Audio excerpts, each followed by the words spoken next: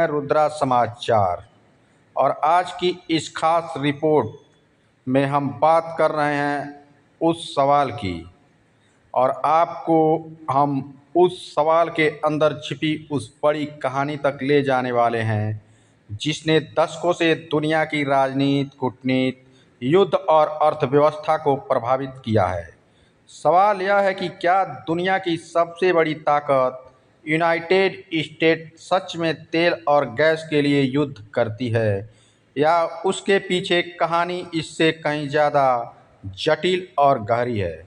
क्योंकि जब हम इतिहास के पन्नों को पलटते हैं तो बार बार हमारी नज़र उन देशों पर जाती है जहां ज़मीन के नीचे ऊर्जा का विशाल खजाना छिपा हुआ है और वही अक्सर दुनिया की सबसे बड़ी भू राजनीतिक टकराटें भी देखने को मिलती हैं।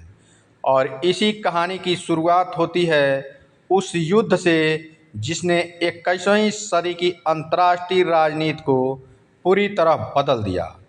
यह था इराक वार 2003। साल 2003 में अमेरिका और उसके सहयोगियों ने इराक पर बड़ा सैन्य अभियान शुरू किया। उस समय दुनिया को बताया गया कि इराक के पास विनाश के हथियार यानी WMD है और वहाँ के नेता सद्दाम हुसैन वैश्विक सुरक्षा के लिए खतरा बन चुके हैं।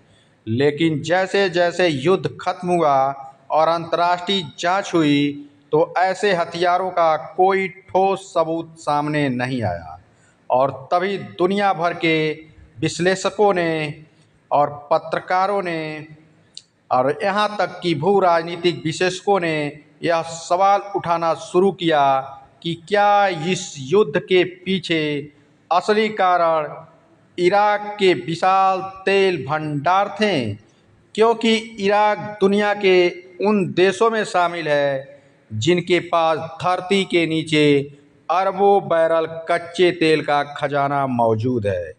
यही कारण है कि मध्य पूर्व लंबे समय से वैश्विक शक्ति संघर्ष का केंद्र बना हुआ है और जब हम इस क्षेत्र को देखते हैं तो हमें समझ में आता है कि क्यों ऊर्जा संसाधन आज भी अंतर्राष्ट्रीय राजनीति का सबसे बड़ा कार्ड बन चुके हैं।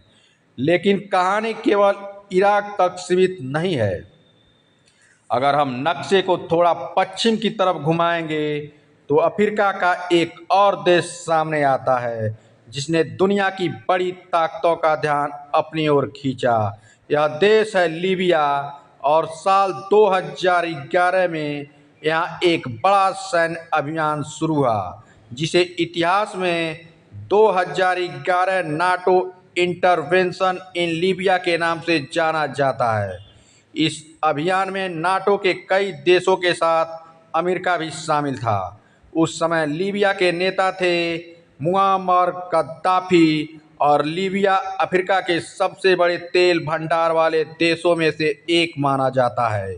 यही वजह है कि कई राजनीतिक विश्लेषक इस संघर्ष को केवल आंतरिक विद्रोह या मानवीय हस्तक्षेप तक सीमित नहीं मानते, बल्कि इसे ऊर्जा राजनीति के बड़े खेल का हिस्सा भी बताते हैं।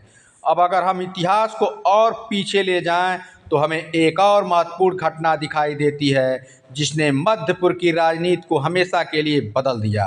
यह घटना हुई थी साल 1953 में और इसी इतिहास में 1953 इरानियन कोप डाइट के नाम से जाना जाता है। उस समय ईरान के प्रधानमंत्री थे मोहम्मद मुसाद्देक।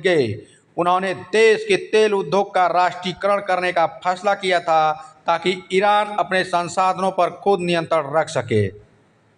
लेकिन इसके बाद उनकी सरकार गिर गई और कई इतिहासकारों का मानना है कि इस घटनाक्रम में पश्चिमी शक्तियों की भूमिका रही।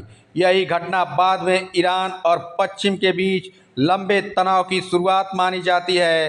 अब नज़र डालते हैं एक और युद्धग्रस्त क्षेत्र पर जो पिछले एक दशक से अंतर्राष्ट्रीय राजनीति के केंद्र में रहा है। यह देश है सीरिया। साल 2014 से अमेरिका ने यहाँ ISIS के खिलाफ सैन्य अभियान शुरू किया।